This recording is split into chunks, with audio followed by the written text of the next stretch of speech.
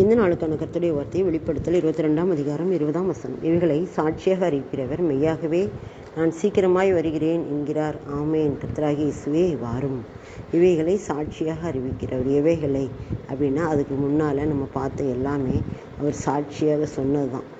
இந்த புத்தகத்தில் வசனங்களெல்லாம் கேட்குற யாவருக்கும் நான் சாட்சியாக எச்சரிக்கிறதாவது என்ன சொல்கிறாருன்னா, ஒருவன் இவைகளோடு எதையாகிலும் கூட்டினால் இந்த புஸ்தகத்தில் எழுதிக்கிற வாதைகளை தேவன் உண்மையில் கூட்டுவார்.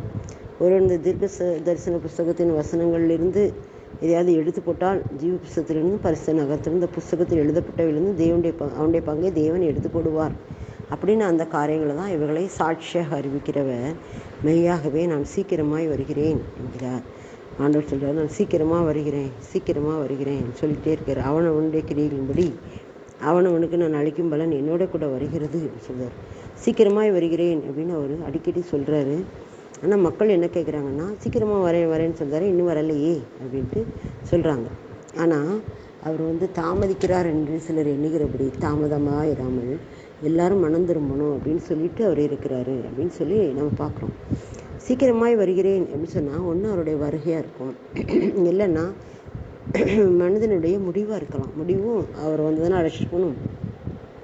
மெய்யாகவே நான் சீக்கிரமாய் வருகிறேன் அப்படின்னு சொன்ன வார்த்தை எப்படியாவது நிறைவேறும். ஆமேன். கர்த்தராகிய இயேசுவே வாரும் என்று சொல்லி இந்த பகுதியில் முடிக்கிறாங்க. நாமும் அவரை அழைக்க வேண்டும், வாங்க அப்படி நம்ம அழைக்கிறவர்களாய் காணப்பட வேண்டும். நாம் அவரை அழைக்கிறோமா, இல்லை அவரை நாம் துக்கப்படுத்துகிறோமா? நாம் இந்த காரியங்களை நம்மை ஆராய்ந்து பார்ப்போம்.